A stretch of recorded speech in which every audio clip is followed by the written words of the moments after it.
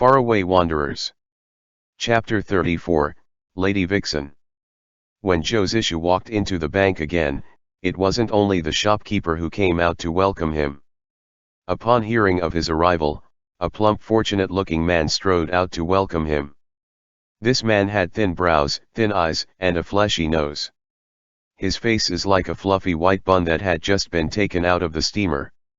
It was a pleasing, affable face. Bowing slightly, the shopkeeper very respectfully followed 2 steps behind this man. When he saw Josishu, he paused for a moment, and then asked tentatively, "Are you Lord Jo?" Josishu laughed and said, "Why, does Ping-an no longer recognize me?" The man who had come out to welcome him was the boss Song of the Ping-an Bank. Song Ping-an was originally the housekeeper on the Nanning Prince's manor. When his master passed, he came out into the world to start a trading business with some of his savings. Not even a few years has passed and his business was thriving. His ventures were everywhere across the country. He never stopped shuttling from one place to another and no knew where he would be. Many traders knew that this boss Song was shrewd at business but was a rare sort who was righteous and not cunning. Gradually, with great testimonies and ambition to spare, the Song business prospered. Extremely excited, he ordered the shopkeeper to close up shop, dismissed the assistants, cleaned the place and incited Josishu to sit saying, "This servant was originally near Yangzhou, but I hurried over once I heard the news. Have my subordinates ever given my lord unsatisfactory service? My master has been missing you for a good few years." Then Ping-an lowered his voice, "Many thanks to Lord Jo for concealing the news about my master leaving the capital all those years, so we can have these few years of peace." Josishu took a sip of tea, smiling he replied, "It's no trouble at all. Is Lord Seventh faring well?" Yet he thought in his heart trouble only stops when your master dies. If he leaves earlier, everyone would be able to live a peaceful life.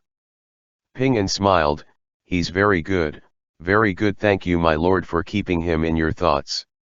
This servant sent a letter once in he had received the news and only just received master's reply yesterday.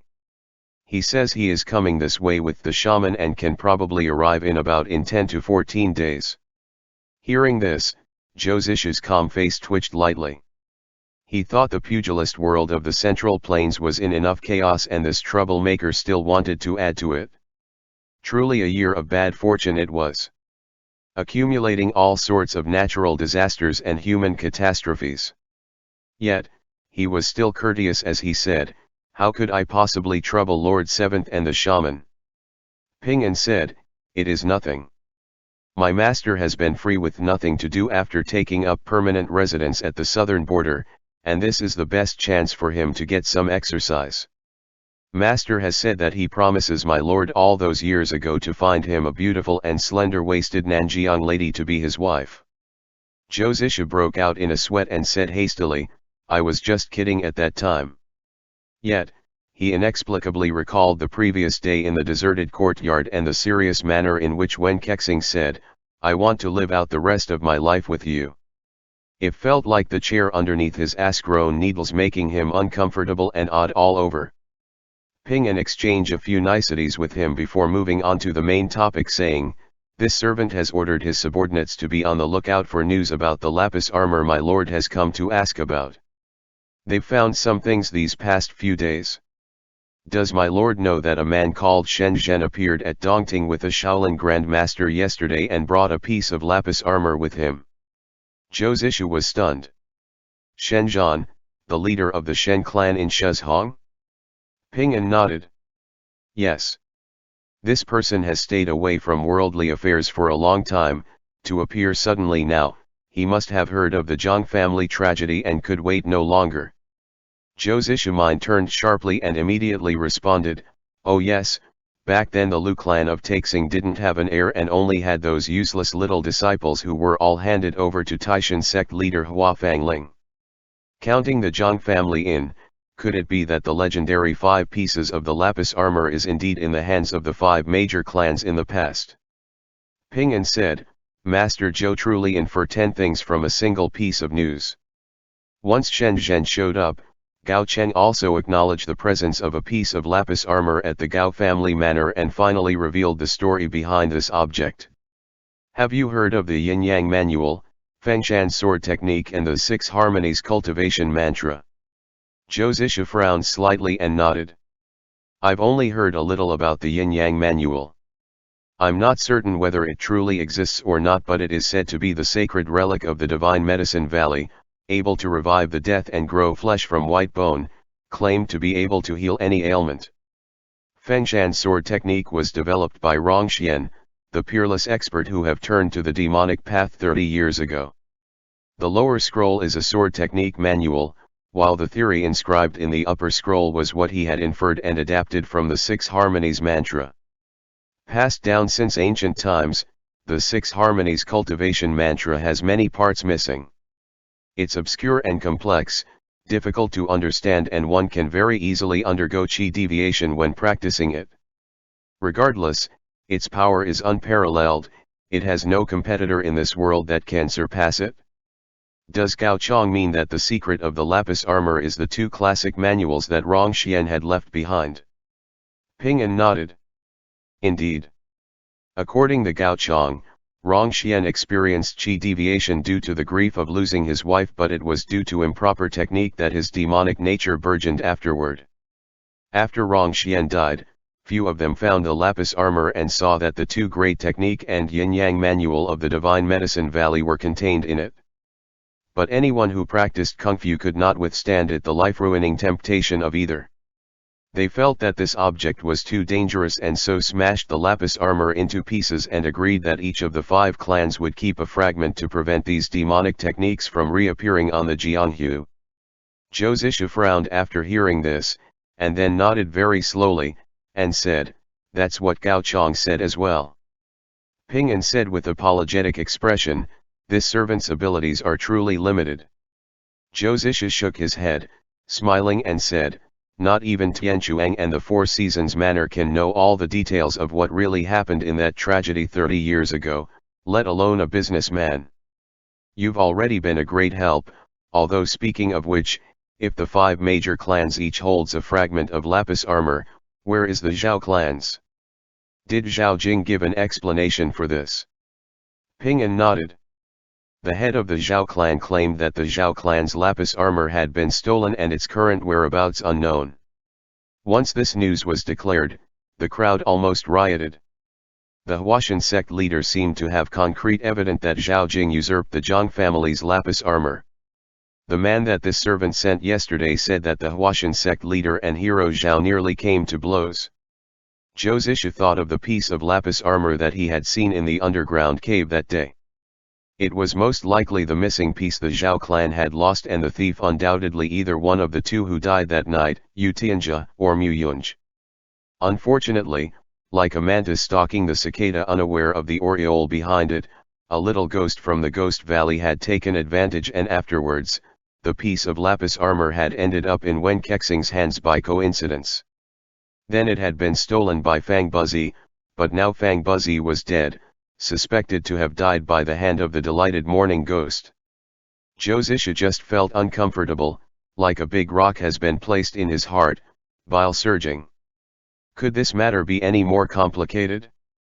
Troubled, he bid Ping An farewell and returned to look for Zhang Chengling. Zhou Zisha did not completely trust what Gao Chong had said. In the past, he had to handle massive amounts of information, and those presented to the emperor had to be the absolute truth. To examine a piece of information, he usually had to verify in details the causes and consequences of it until there were entirely no faults in the information before he dared present it. This is why he was used to doubting anything he heard while half believing it, ready to overwring any previous information that he knew at any moment. After entering the tavern, he looked up and immediately saw Wen Kexing and Zhang Chengling with Cao Weining, and Gu Xiang. Zhou Zisha wondered how these 4 people managed to convene with one another. Soon afterwards, he noticed that Zhang Chengling and Wen Kexing each occupied a corner of the table and have a grave expressions. Unclear as to why so, he came up to greet them, right as he heard Cao Weining air his opinions. What I'm actually most concerned about is the arson in the backyard of a righteous, orthodox clan. Everyone's damaging friendly ties for this lapis armor. Have they not heard of the tale of 2 Lees killing 3 warriors? I only fear that a catastrophe befalls the pugilist world because of this, and until then it will be a stream of corpses. Very foolishly and naively, Gu Xiang asked, streams of what? Cao whining prattled on patiently, by the riverside, I exclaimed, the corpses flow like a river. It described how the elder Laozi felt as if his spirit has visited the riverside one night in a dream, and looked down to see the dead flowing downstream with the running water. Extremely melancholic, he was inspired. Gu Xiang widened her eyes and exclaimed, Master, Brother Cao knows so much, and he even drops literary references. Zhou Zishu immediately understood why Zhang Chenling and Wen Kexing were so solemn. Assuming indifference, he turned around and walked out. But he was spotted by sharp-eyed, loose-lipped Wen Kexing, a person who had to bring others down into the muck with him regardless, who immediately yelled excitedly, Su, why are you waking out? We've been waiting for a long time, come over quickly. Zhou Zishu thought this jinxed Ghost Valley master when embodied 8 bloody lifetimes worth of iniquity. When Kexing cheerfully pulled a chair out, asked Zhou Zishu to sit down, and personally poured wine for him, eagerly attentive as he said quickly, taste this tavern's traditional wine. It tastes good. Zhou Zishu expressionlessly tried to express his condemnation with his eyes. When Kexing stared at him for a long while, then suddenly whispered, we are still in public. Seeing this, Gu Xiang covered Zhang Qingling's eyes with her hands and said with a grimace, even a dog's eyes will be blinded. Blushing, Cao whining stammered, Miss Gu, actually you don't need to envy Brother Zhou and Brother Wen's deep love. You are as beautiful as a flower. There must be, someone who secretly admires you. Gu Xiang blinked at him with big ignorant eyes and asked, ah? Really? Where? Cao whining stared at her in a daze, and after a while, he asked in a non sequitur, Miss Gu, can I call you Xiang, too? Zhou Zishu lowered his head to drink his wine in great concentration, reminding himself that it is impolite to have seen or heard anything. It was agonizing as sitting on a carpet of nails, disgusting him until even his tongue was numb. It was the first time in his life where he failed to taste what was in his cup. But at this moment, a person walked in through the door. Upon laying eyes on this person, the raucous tavern quieted down in an instant. This was a woman who walked in with her gaze fixed on something in particular.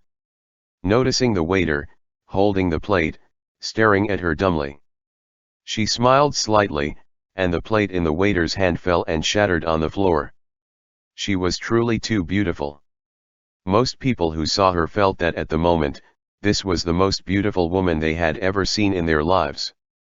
Even Gu Xiang agaped for a moment, before she tugged at Cao whining sleeve, whispering, look at her, she isn't a goddess, is she? Yet Cao whining just glanced once in the direction Gu Xiang was looking in and rescinded his attention, whispering, this woman's gaze strays and drifts, the books of physiognomy call this intoxicating gaze, she absolutely has no good intentions, and can't compare with. His last few words were mumbled very softly, so softly that Gu Xiang, who was staring transfixed at the beauty, did not notice.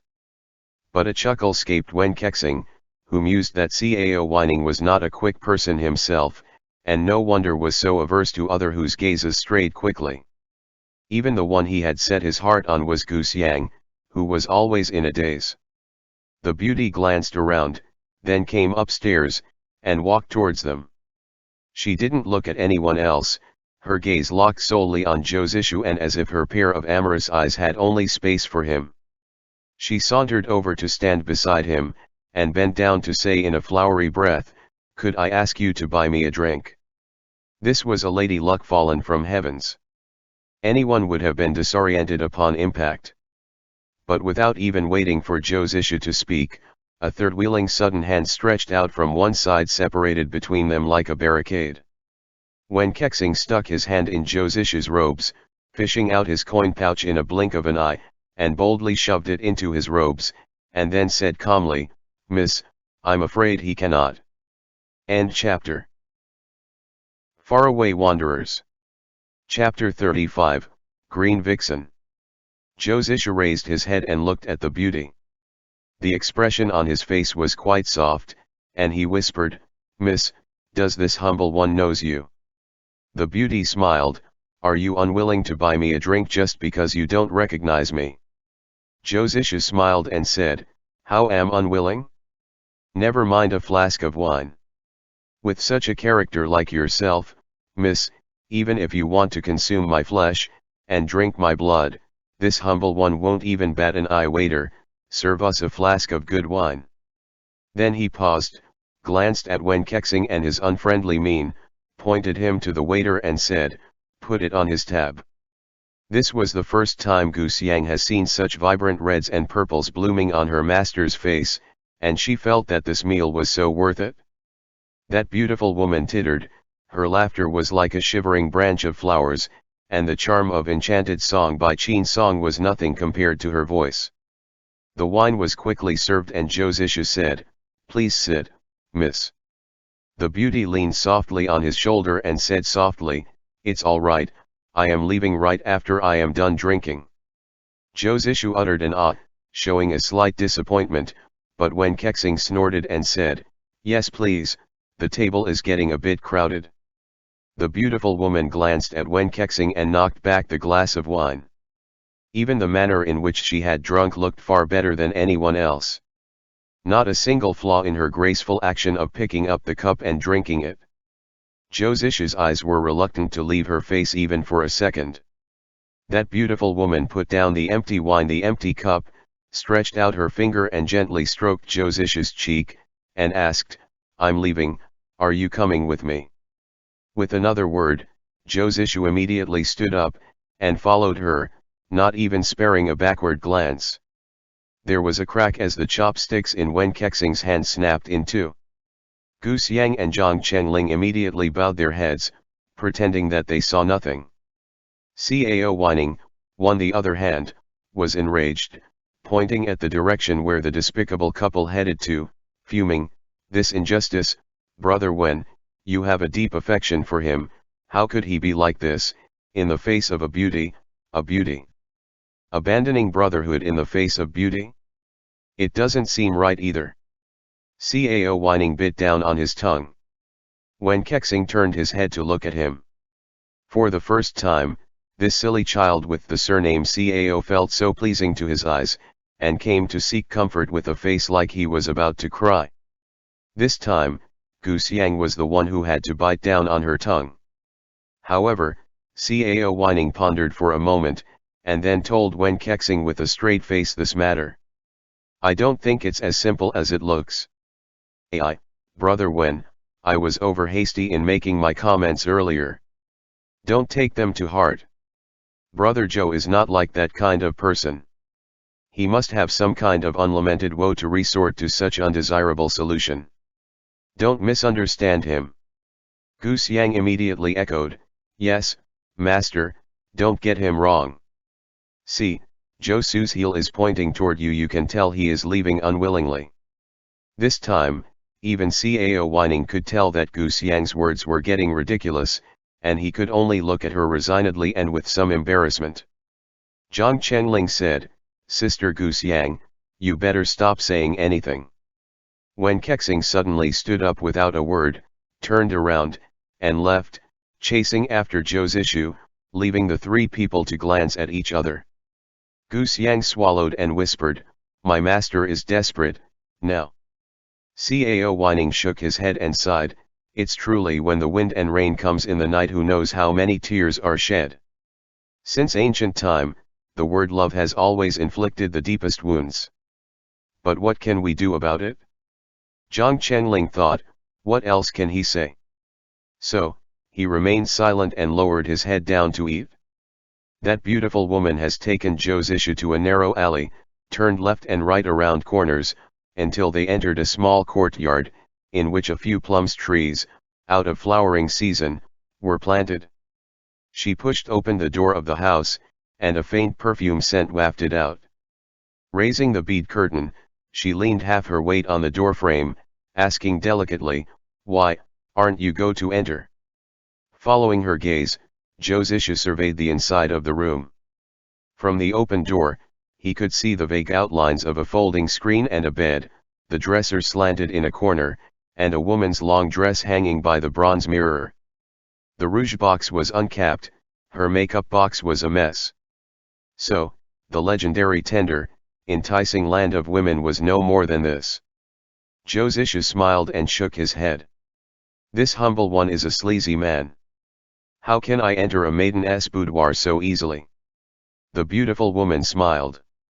You have become a gentleman all of a sudden. Will you not come in even if I invite you? Josisha smiled again, looked down at the tip of his shoe, and said, "May this miss forgive me. Even if this humble one had the additional courage of another man's, I dare not enter this house that has Rouge's grave incense burning. If I enter standing, I'll have to be carried out as a corpse." The smile on the corner of the beauty's mouth froze slightly, and then she smiled again. "You men, doesn't the saying go, die under the peony, and even your ghost will be a womanizing one? Why is it that you have already followed me here, but failed at this juncture?" Josisha said, "That is indeed how the saying, but it is better to live when you have the opportunity to. The longer you live, the more time you can pass under the peony, don't you agree? Besides, I don't have the charm for you to pick me out from the crowd of thousand and insist on marrying me and only me. This humble one is still had this bit of self-awareness, and this miss really thinks too highly of me. Why not make this more satisfying for both of us by cutting straight to the point of what it is that you are after? Say it, and maybe, we can still have a good discussion." The beautiful woman looked at him, and sighed quietly, "If I didn't go for you, who else would I have gone for? Among that group of yours, if it's not a girl, it's a naive child or a dumb idiot who is head over heels for the silly girl, and the other one." She paused slightly. "The other one is even odder. From the moment I walked in, he didn't even glance at me once but looked only you, a sleazy man. Don't you think it's weird? AI, looking around, you are the only normal man. If I didn't go for you, who else could I go for?" Josisha coughed, and immediately regretted asking the question, so he said directly, "If this miss is after the lapis armor, you can go back. I don't have the Zhang family's piece, but I heard yesterday that Hero Gao and Hero Shen each took out a piece yesterday. If you are coveting it, you might as well visit them and ask about them about it." The beautiful woman narrowed her eyes slightly. Letting go of the bead curtain in her hand, she said softly, "I will eventually get my hands on the full lapis armor, no matter whose hands it is in now.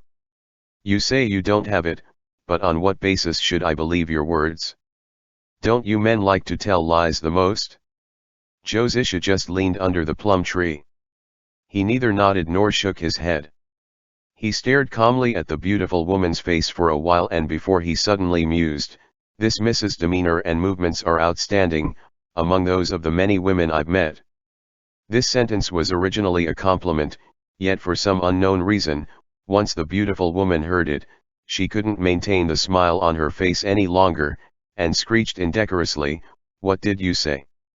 Josisha shook his head and murmured, "I was just saying that this miss has a beautiful character. Even if your looks are ordinary, your beautiful quantities are difficult to hide. Why be obsessed with physical beauty and end up with something inferior? I have a friend who once said that a person's looks are cast by heaven. One looks exactly as she should, and once there's a slight change to them, others can spot it, and that gives her away. From what I see, I think this Mrs. techniques are considerably skilled, yet how do you not know of these doctrines?" The beautiful woman's expression turned frosty. "Was your intent in following me is to humiliate me?" Josisha just shook his head and said softly, "This humble one did not have that intention." Outsiders to the craft of disguise couldn't discern anything off the mark, but craftsmen of the trade knew plenty of tricks. Josisha was used to observing people.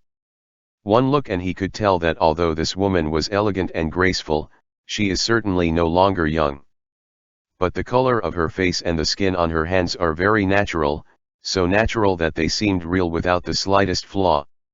Of the techniques in the world, the only one that can achieve this sort of standard, was the unparalleled, signature sets of skills imparted by the Four-Season Manor in the past, although it was unknown where she had learned it from. The beautiful woman chuckled coldly and said, "All right then, I'll let you know." She took a silk handkerchief and a small bottle of ointment out of her robes, poured the liquid on the handkerchief, and started rubbing her face. The beautiful picture-like face peeled off little by little with her actions, her skin fading in color, her features changing in shape. From the left side of her face, she peeled off a human skin mask as thin as a cricket's wing, just like the legendary painted skin. Josishu held his breath. This woman was originally not ugly. Although she wasn't as earth-shattering beauty like she had painted herself to be, she could definitely be considered a beautiful woman if it wasn't for the lumpy and sinister burn scar on the left half of her face. At that moment, he knew who the woman was, so he blurted and asked, "Are you, the Green Vixen Lucienchiao?" Green Vixen Lucienchiao was nothing pleasant. It is said that she has thousands of painted skins and is proficient in the art of beguilement. She loved to transform herself into a beauty to seduce young men, absorbing their spiritual essence until they die. She had been the cause of countless cases, but her repertoire of disguises was too diverse for anyone to catch her. Lucienchiao sneered, "Now you understand why I must get the lapis armor, don't you?" Josishu was silent for a moment. "You are not after the Fengshan sword manual, but the manual of yin and yang." She had many faces, but her own face was one that could never see the light of day in her lifetime. It was the natural law of the universe for a woman to be vain about her appearance. An ordinary woman could perform many appalling acts for a good-looking face, much less her. If a person well versed in the art of disguise did not guard their own heart well and became obsessed with their physical appearance, swapping out thousands of masks until they couldn't remember their name most of the time, or whether they were originally beautiful or ugly. Isn't that close to insanity? Josishu shook his head and said, "The lapis armor of the Zhang family is not with any of us." Lucienchiao sneered. A dagger flashed in her hand and without warning struck towards Josishu. Josishu dodged the strike, curling his fingers to catch her wrist. Unexpectedly, a circle of needles like those of porcupine shot out around her wrist, glowing with a blue light, and a gust of fog emerged from her sleeve. Josei quickly retracted his hands and drew back 3 steps as he held his breath. Lucian Qiao's figure flickered and was gone. She only left the words, "Wait and see." Josishu sighed, suddenly worried about the road ahead. There was the Green Vixen today, who will come tomorrow? Zhang Chengling is the biggest trouble in the world. No wonder that the 2 old foxes, Gao Chong and Zhao Jing, had let him take this nuisance away so freely that day. He turned to leave around and had just pushed the courtyard door open when suddenly a hand extended out from one side and grabbed his shoulders. Josishu reflexively sunk his shoulders and retracted his arm, missing the hit. He instantly changed postures, striking with the blade of his palm. That person took the hit, made a low sound of pain and latched onto him, moaning, "Husband murderer." Josishu kicked him away, folded his arms over his chest and frowned, "Valley Master Wen, have you forgotten to take the medication for your madness today?" Wen Kexing gritted his teeth and pressed his hand on his ribs as if they were going to break, but insisted, "You went away with another woman in front of me. How dare you meet her clandestinely in this sort of place? A single bachelor and an unmarried woman alone together in broad daylight." Josishu casually said, "Isn't it time for you to go to mess around in the brothel for the whole day?" Once those words left his mouth, Josei's eyes nearly swallowed his tongue in regret, thinking that he must have been too muddled by anger to even say this sort of thing. When Kexing stilled for a moment, then came up to glue himself to him. Smiling cheekily and unabashedly, he declared, "Ever since I decided to cling to you, I have never touched anyone else." Josishu said with an insincere smile, "Many thanks to the Valley Master for his deep love. I am very sorry but I didn't decide to get involved with you." Wen Kexing thought for a while and seemed to find it reasonable. So he nodded and said, "That's true, although while you can meet people clandestinely as you like, I can also listen in on your liaison in the bedroom anytime I like." Josishu asked, "Valley Master Wen, do you know how the word shameless ought to be written?" Wen Kexing said brazenly, "When it is time to be shameless, one should be shameless." Josishu lowered his head and used all of his might to uncurl his fingers from a fist. Yet his 5 fingers seemed to be heartsick for one another and kept gathering, tremoring with the desire to have a go at the face of the person in front of him. So he forced himself to look away from that face of Wen Kexing's, turned around to leave in a huff. He even forgets to ask for his money bag back. End chapter. FarAway Wanderers. Chapter 36, No Regrets. There was an elderly man in the corner whom the kind waiter did not chase away. The old man's body was like it had shriveled up in the water, his face full of wrinkles, he was wearing a worn-out cotton coat, his thin beard was messy. His hands were pressed together palm to palm as he knelt on the floor, bowing continuously to those who passed. A chipped bowl was placed beside him. Zhang Chenling peeped at him, with his ears full of Cao Whining's musing. "They say the scent of chrysanthemums comes from the bitter cold. No, brother Cao, chrysanthemums bloom in autumn. Is autumn that cold?" Note, original quote is "The scent of plum comes from the bitter cold, as plum blossoms survive the winter to bloom." Cao Whining coughed, "Most of these poets sigh over things not worth signing about, contributing nothing useful to society. They are a generation of loafers who compose boring things about nature in their libraries.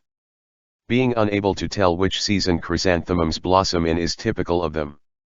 Oh, there are really a bunch of bookworms who don't know anything, ha ha ha."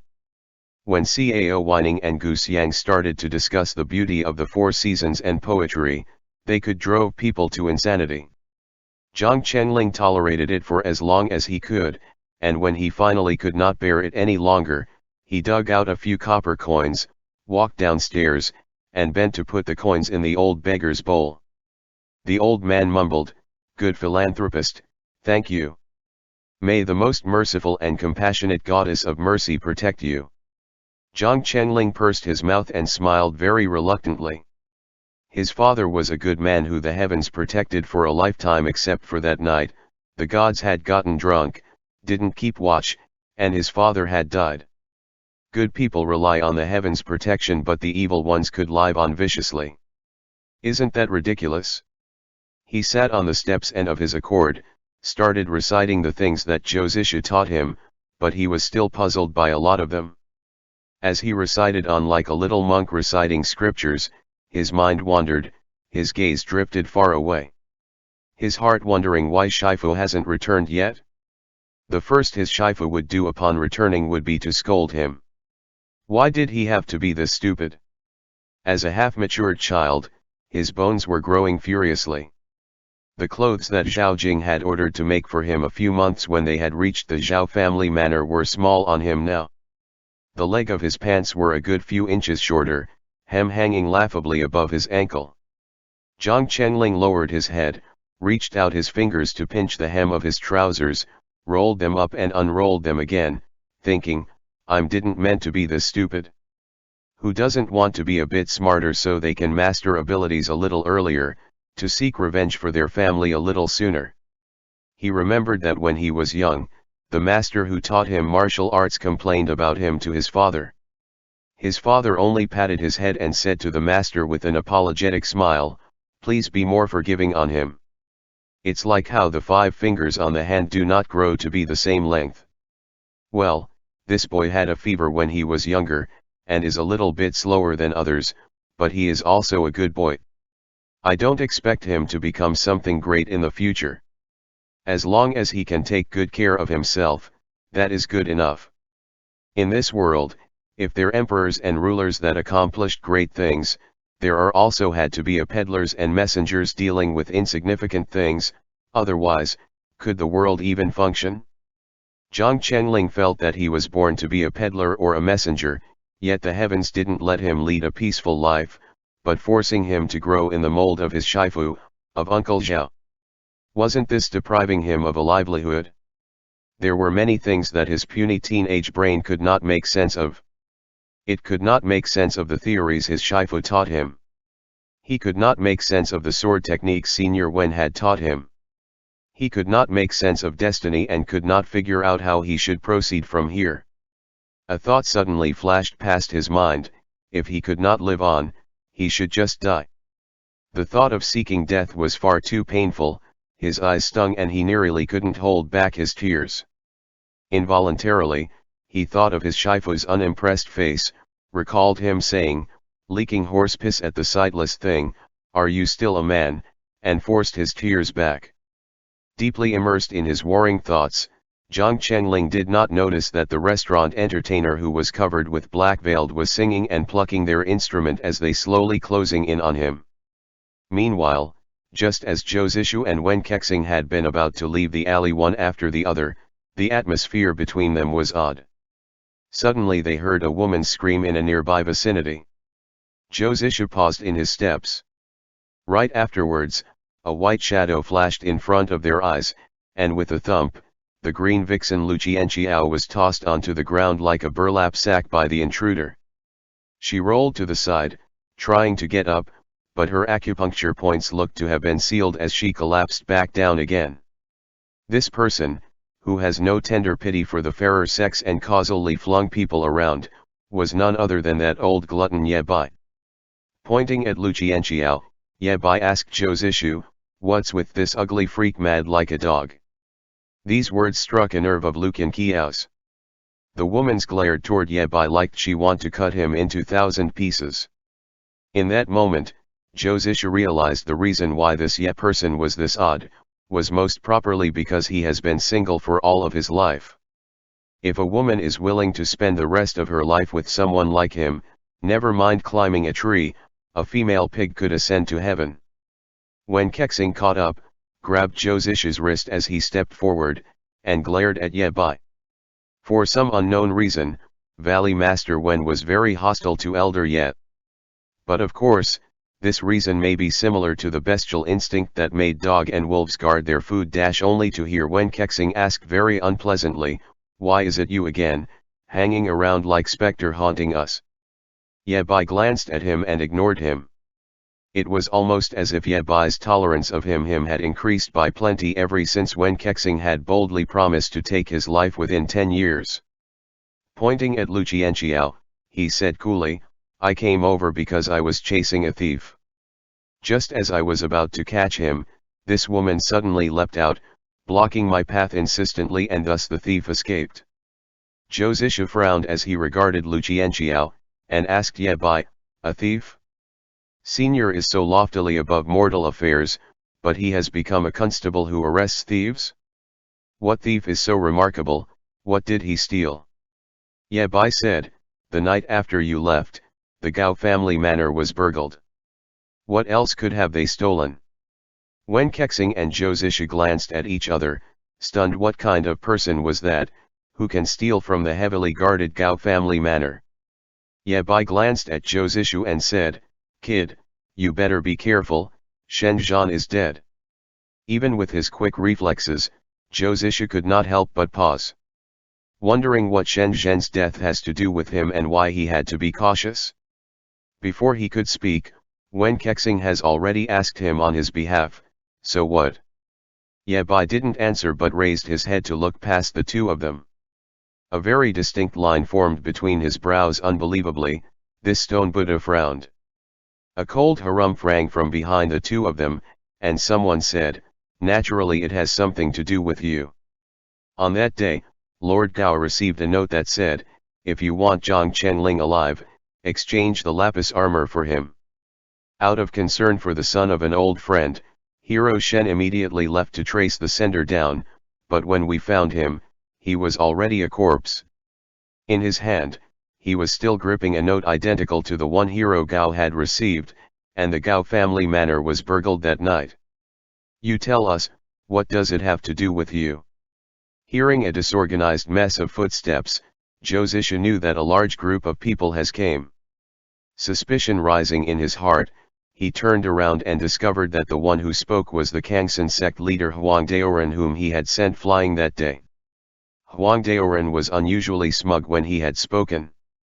Together with his rat feature, he looked like a gigantic rodent whose tail was sticking straight up in great pomposity. Josisha didn't know why, but his hands and feet were suddenly itching to send him flying again. Yu Kaiyufeng calmly stood not far behind Huang Daoren, and his face still as water as he asked, "Master Zhou, could you explain where you went that day after taking the Zhongboy away from right under everyone's eyes?" As the saying goes, a spell of autumn rain, about frost. After that night of autumn rain in Dongting, the weather was close to freezing. Yet at present, the Huashan sect leader could still waft his fan in hand, interrogating Josisha on the streets with clearly enunciated words, giving off the slight air of someone independent of worldly affairs. It was most probably that the people around him could not stand such a cool breeze, and fled from his iron fan. Zhou paused, lowered his head, chuckled suddenly, and asked, "Why does everyone here feel that other than kidnapping Zhang Chengling and obtaining the Zhang's lapis armor piece? I also took him hostage and ransomed him for the other 2 pieces from the Gao family manor. Huang Daoren, isn't that the case?" Josisha raises his head to look up at the sky, suddenly sighed softly, and shook his head. "I was wrong. Why did I even think that a pig's brain can think of human ideas?" When Kexing supplemented sagely, "Nothing surpassed learning from you mistakes. It is the greatest blessing of all to change in your misguided ways. You." Huang Daoren was just about to step forward, only to see Ye Kaiyufeng snap his folding fan shut and stop him with an arm in front of him, and said to Josisha, "Master Zhou, may I ask this then? We, together with young hero Ye, was chasing a scumbag that had been loitering suspiciously at the Gao family manor. Why did that scumbag disappear at this spot, as we run into you 2 instead, and—" He glanced down, and met Lu Qianqiao's gaze by chance. Lu Qianqiao gently shivered as if she had been doused with cold water, but Yu Kaiyufeng chuckled and dragged his tone out as he said, "Oh, this lady can't be the legendary green vixen Lu Qianqiao, can she? With her 1,000 variations unpredictable by even the gods and ghosts, to what this humble you own the pleasure, to be able to witness this individual's true face. It is truly the luck of 3 lifetimes." As soon as the words green vixen Lu Qianqiao came out, surprise, disgust, or scorn flitted past on the faces of the crowd behind Yu Kaiyufeng. It seemed like this woman's reputation was already rotten to a certain degree. Her acupuncture points had been sealed by Ye Bai, and she couldn't rush them with her full might. Laying on the ground like that, her face flushed, the scar on her left cheek seemed to throb vividly, appearing even more terrifying and repulsive. Josisha inexplicably remembered the moment she entered the tavern. She was very confident and graceful like an immortal. It instantly attracted everyone's admiration. He walked towards her, eyes fixed. Even though he knew she was not worthy of sympathy, a slight trace of pity for her rose within him. Was one's appearance that important? Lu Qianqiao looked at Yu Kaiyufeng, opened her mouth as if she to want to say something, her lips twitched slightly, but she swallowed her word back down. Ye Bai suddenly spoke, "Not his doing." Yu Kaiyufeng smiled and said, "Hero Ye is still young, and he has lived in Changming Mountain for a long time and thus still does not understand that people have treacherous hearts and minds. If Master Zhou claims that he has no relation to this matter at all, do you dare to strip and let us check if there's a ghost mark on your lower back?" Wen Kexing shouted immediately, "What? Even if he strips, he can't strip for you. Who do you think you are?" Yu Kaiyufeng ignored him and focused on Zhou's issue alone. He asked, "Does Master Zhou refuses because he has something on him that is too disreputable to show others?" Too disreputable to show others. A sense of self-mockery rose in his heart. This all was too ridiculous. There was absolutely nothing on his lower back, but he has 7 nails in his chest. Yet, weren't they like the ghost's marks, something that could only stay hidden in the shadows? He suddenly laughed and thought, why should I stay hidden in the shadows? Back when the previous emperor has been on the throne, I was the one who set up a series of plans in motion to wipe out the second prince's group, and it was me who picked out a whole bunch of worms who had eaten holes in the rotten court. Back when the northern barbarians invaded the central plains and were heading straight for the capital, it was me who guarded the Qingguo gate to the death, without budging a single inch. The reason why this nation of Daking can gradually recover from the wind and storm and the thousands of holes riddled into it to show a hint of liveliness, that all of you may live and work in peace freely, even snap at each other like dogs because you have nothing better to do all the dirty, disreputable work behind a glorious era. I managed it single-handedly back then, my methods were vicious, and I hurt people. But today, I too can drag this broken body and despicable soul to do good and accumulate good karma. From the beginning to the end, my conscience was clear, so why do I have to hide in the shadows? Zhou Zish's gaze swept across Yu Kaiyufeng. After a moment's silence, he said lightly, yeah, who do you think you are? End chapter.